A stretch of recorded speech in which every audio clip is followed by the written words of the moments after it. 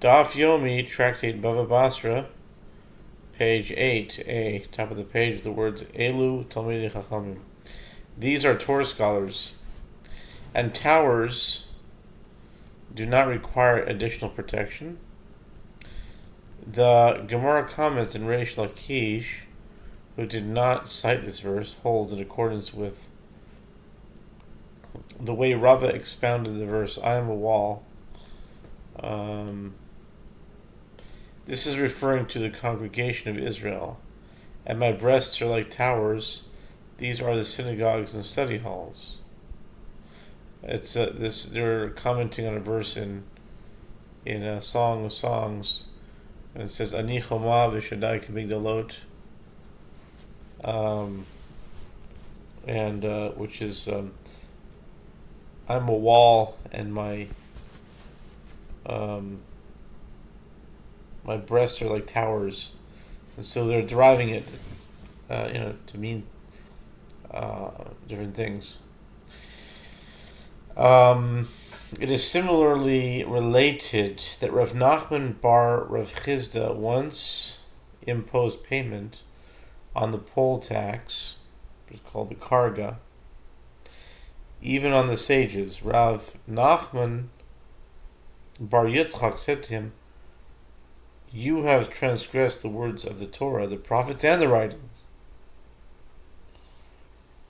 You have transgressed the words of the Torah as it is written, even when he loves the peoples, all his holy ones are in your hand." Deuteronomy 33 verse 3. Av kol veiv amim kol kedoshav biyadecha. Which is understood to mean that Moses said to the Holy One, blessed be he, Master of the universe, even when you hold the other nations dear and grant them dominion over Israel, let all his holy ones, meaning the Torah scholars, be exclusively in your hand and free from the authority of the nations, and therefore be exempt from paying taxes.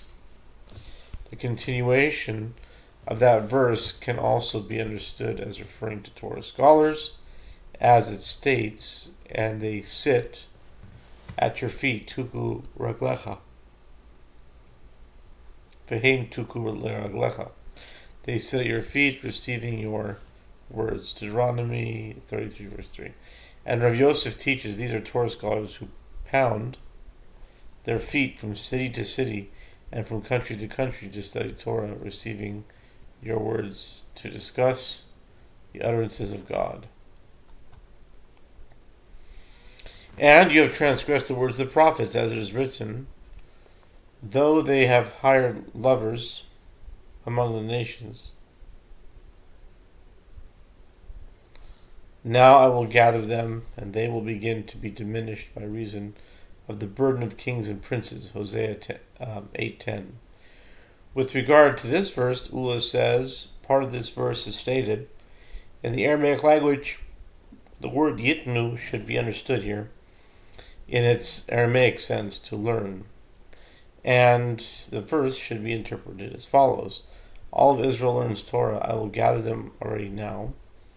And if only a few of them learn Torah, they will be excused from the burden imposed by kings and princes. This indicates that those who study Torah should not be subject to paying taxes.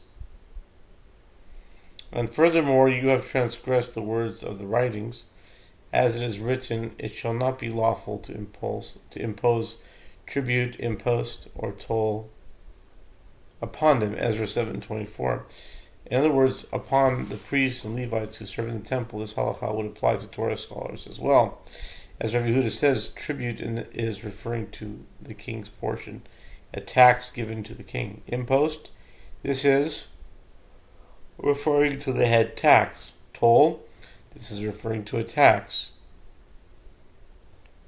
paid with property that was imposed from time to time.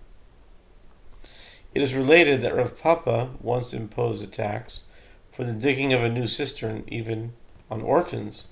Rav Shesha, son of Rav Edi, said to Rav Papa, perhaps they will dig, but in the end they will not draw any water from there, and it will turn out that the money will have been spent for nothing.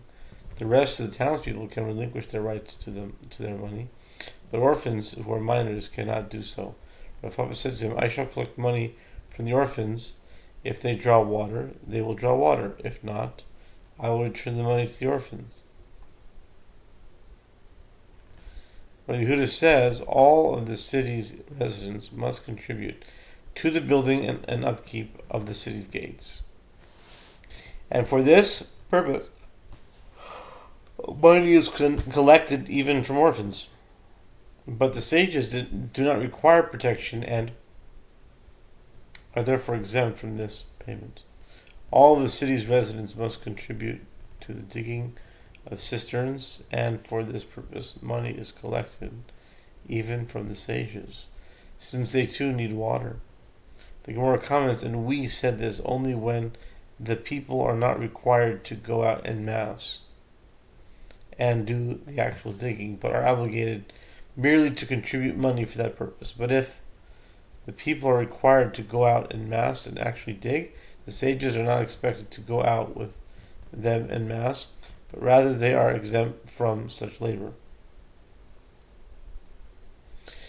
It is related that Rabbi Yehuda Hanasi once opened his storehouses to distribute food during years of drought. He said, masters of Bible, masters of Mishnah, masters of Talmud, masters of Halacha, masters of Agada may enter and receive food from me, but ignoramuses should not enter.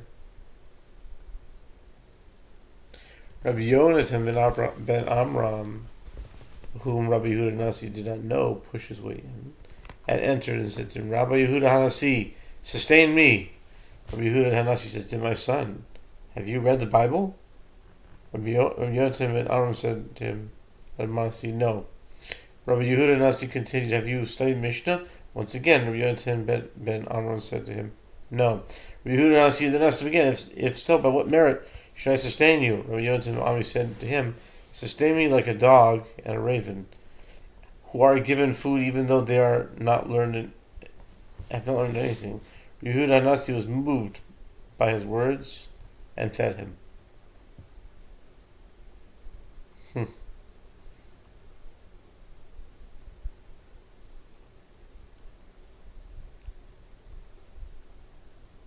Oh, I see there's still quite a bit here.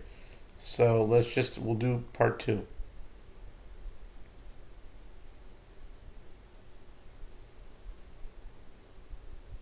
Rabbi Yehuda Hanasi was moved by his word and fed him. We'll stop with that.